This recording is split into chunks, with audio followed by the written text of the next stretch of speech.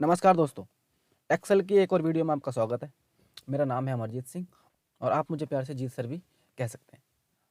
आज की इस वीडियो में हम जानेंगे कि मेरे पास एक डाटा है और उस डाटा में मैं ये कैसे पता लगाऊं कि उसमें कितने ब्लैंक सेल हैं, या फिर मैं ये पता लगाना चाहता हूं कि उसमें कितने सेल्स ऐसे हैं कि जिनमें डेटा लिखा हुआ है।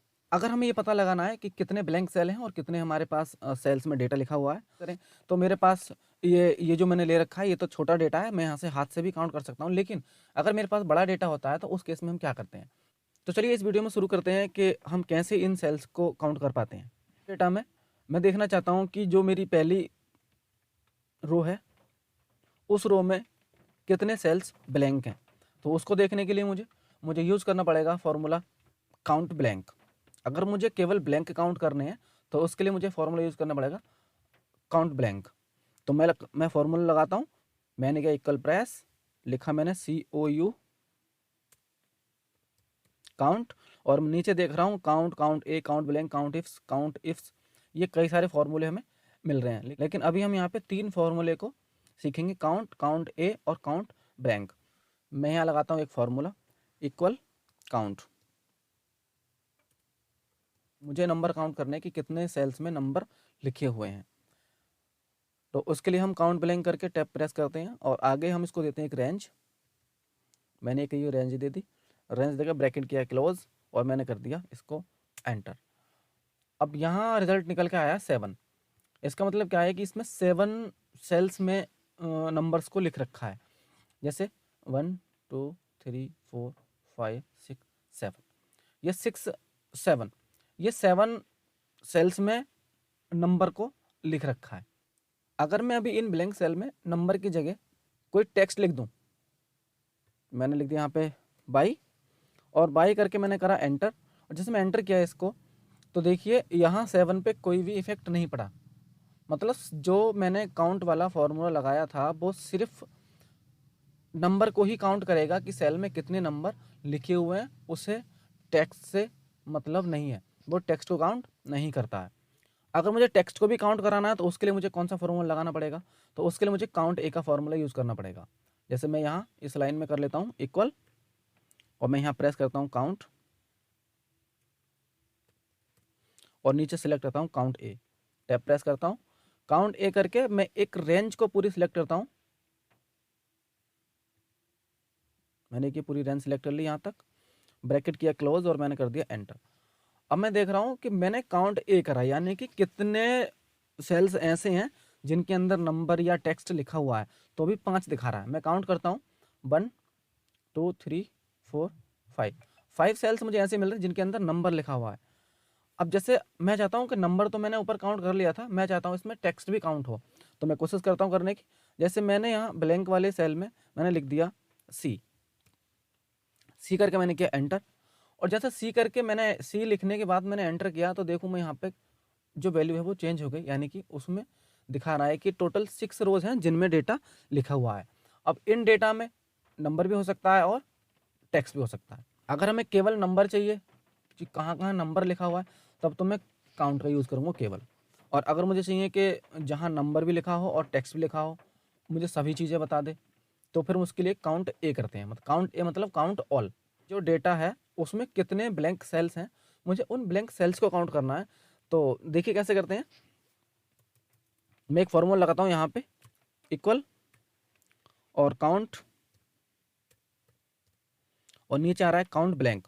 काउंट ब्लैंक पे टैप प्रेस करता हूँ, टैप प्रेस करके कह रहा है रेंज, मुझे एक रेंज देनी है, मुझे किस रेंज में से ये डेटा लेना है, तो मैं इसी रेंज को देता हूँ फिलहाल ये, और ब्रैकेट करता हूँ क्लोज, मैं करता हूँ इसको एंटर।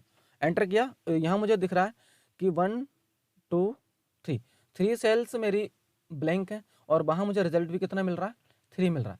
अगर हम किसी सेल में एक स्पेस ही प्रेस कर देते हैं तो उस वाली सेल को भी वो काउंट कर लेगा। इसका मतलब यह है कि उसमें भी डेटा मेरा लिखा हुआ है।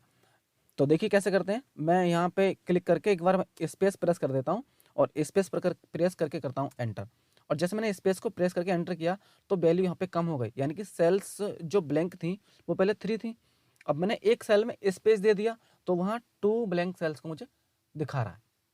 इस तरीके से काम करता है ये हमारा काउंट ब्लैंक फार्मूला। अगर मान लीजिए मुझे पूरे ही रेंज का एक बार में पता लगाना है कि कितने टोटल सेल्स में टेक्स्ट लिखा हुआ है, कितने टोटल सेल्स में नंबर लिखे हुआ है और कितने टोटल ब्लैंक सेल्स हैं, तो कैसे करते हैं? तो मैं यहाँ लगाता हूँ फार्मूला इक्वल, और मुझे चेक करना है कि कितने नंबर लिखे हुए हैं, तो काउंट टैप कर लेता हूँ, और एक रेंज है तो मैं इस रेंज को यहाँ से सिलेक्ट कर लेता हूँ। ये मैंने पूरी रेंज सिलेक्ट कर ली और मैंने कर दिया ब्रैकेट क्लोज और फिर एंटर। अभी मुझे पता लग रहा है 25 सेल में नंबर लिखा हुआ है। मुझे काउंट करना है कि टेक्स्ट कितनी सेल में लिखा हुआ है, तो मैं लिखता हूँ एक बार पहचान के लिए नंबर, नीचे लिखता हूँ मैं टेक्स्ट, मुझे टेक्स्ट काउंट करना है। तो टेक्स्ट काउंट करने के लिए मैं इस सेल में जाके फॉर्मूला लगाता हूँ इक्वल, और मैं लगाता हूँ काउंट और ए, काउंट ए लगाता हूँ, और काउंट ए लगा के मुझे करना है रेंज को सेलेक्ट। मैंने रेंज कर ली सेलेक्ट, ब्रैकेट कर दिया क्लोज और मैंने कर दिया एंटर। मैं देख रहा हूँ कि टोटल 26 सेल्स हैं जिनके अंदर डेटा लगा हुआ है, जिसमें से सेल जिसमें टेक्स्ट भी है और नंबर भी है। अब मैंने नंबर ऊपर देख चुका हूँ कि नंबर कितने 25, तो 25 माइनस 26 अगर हम करेंगे तो 1 हमारा आएगा। तो इसका मतलब हमें पता चलता है कि एक सेल ऐसी है जिसके अंदर हमने टेक्स्ट को लिख कर रखा है।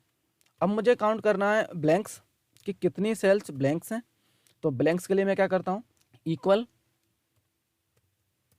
काउंट ब्लैंक्स, टैब प्रेस करता हूँ, रेंज देता हूँ यहाँ से और ब्रैकेट करता हूँ क्लोज और करता हूँ एंटर। और इनके 10 ऐसी सेल्स हैं जो ब्लैंक हैं, जिनके अंदर कोई भी डेटा लिखा हुआ नहीं है, ना वो टेक्स्ट है और ना वो नंबर है। हाँ, और ना ही उसमें कोई स्पेस है। अगर मैं कोई स्पेस भी इसके अंदर ले लेता हूँ, जैसे मान लीजिए मैं यहाँ पे एक बार स्पेस प्रेस करके एंटर करता हूँ, तो इन सभी में चेंजेस आ जाते हैं। नंबर 25 हो गए हैं और जो टेक्स्ट है वो 27 हो गए हैं। मतलब जो स्पेस है वो टेक्स्ट तरह काउंट कर रहा है, टेक्स्ट में ही देखो 26 या 27 हो गए हैं, और ब्लैंक एक कम हो गया जिसकी जगह 9 हो गए। तो इस तरीके से हम इन फार्मूलाज का यूज़ कर सकते हैं, और जो काफ़ी बड़ी रिपोर्ट्स होती हैं उनको आसानी से एनालाइज कर सकते हैं। तो आज की वीडियो में इतना ही। अगर आप हमारे चैनल पर नए हैं तो चैनल को सब्सक्राइब कीजिए, दोस्तों के साथ शेयर कीजिए और वीडियो को लाइक कीजिए। बहुत बहुत धन्यवाद।